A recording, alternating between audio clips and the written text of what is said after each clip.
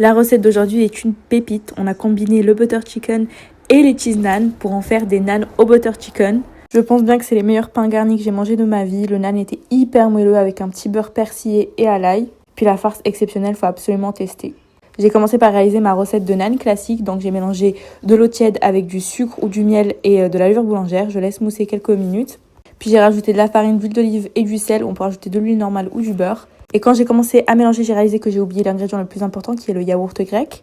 De toute façon, ma recette est épinglée sur mon profil.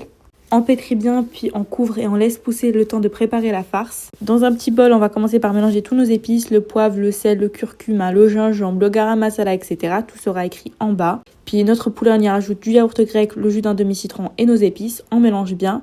Puis on vient faire cuire notre poulet dans une poêle. À mi-cuisson, on ajoute un oignon entier coupé en dés. Si vous utilisez de l'ail frais ou du gingembre frais, vous l'ajoutez avec.